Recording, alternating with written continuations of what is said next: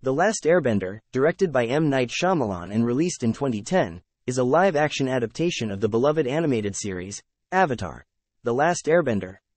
The film was highly anticipated by fans of the original show but met with mixed reviews and disappointment upon its release.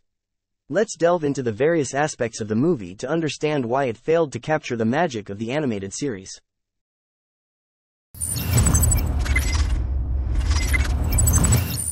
The movie is set in a world divided into 4 nations based on the elements: water, earth, fire, and air. The protagonist, Aang, is the Avatar, a being capable of mastering all 4 elements and maintaining balance in the world. The Fire Nation, led by the tyrannical Fire Lord Ozai, seeks to conquer other nations and subjugate them. Aang, along with his friends Katara and Sokka, embarks on a journey to master the elements and defeat the Fire Nation. One of the key criticisms of the film was its poor adaptation of the source material. The movie condensed an entire season of the TV show into a single film, leading to rushed storytelling, lack of character development, and significant plot holes. Fans were disappointed by the lack of depth and emotional resonance that made the animated series so beloved.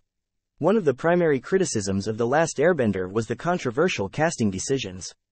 In the original animated series, the characters were depicted as Inuit, East Asian, and South Asian, drawing inspiration from various Asian cultures.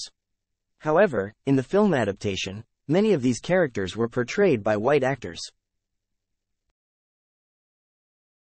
Noah Ringer was cast as Aang, the Last Airbender and the Avatar, who is destined to bring balance to the world.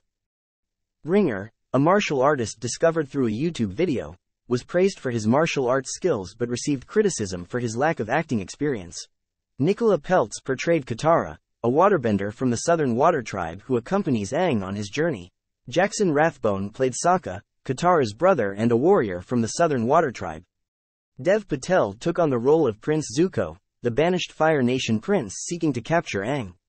Patel's performance as Zuko was one of the more positively received aspects of the film, with many praising his portrayal of the conflicted character. Cliff Curtis portrayed Fire Lord Ozai, the main antagonist of the film and Zuko's father. While the film boasted impressive visual effects and stunning landscapes, some critics argued that these elements could not compensate for the shortcomings in the storytelling and character development.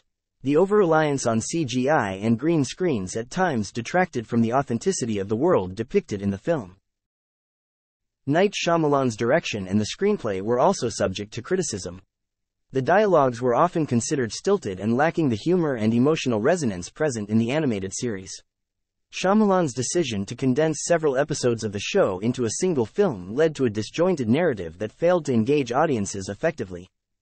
Despite the mixed reception of The Last Airbender, the Avatar franchise remains popular and influential. The subsequent animated series, The Legend of Korra, received critical acclaim and continued to expand the lore of the original series. Additionally, Netflix announced plans for a live-action adaptation of Avatar: The Last Airbender, aiming to address past criticisms and deliver a more faithful retelling. In conclusion, The Last Airbender, 2010, failed to live up to the expectations set by the original animated series, largely due to its poor adaptation, controversial casting choices, and lackluster direction. While the film had its visual merits, they were overshadowed by its narrative shortcomings and lack of emotional depth. As discussions around representation and adaptation continue to evolve in the film industry, The Last Airbender stands as a reminder of the pitfalls that can befall even the most anticipated projects.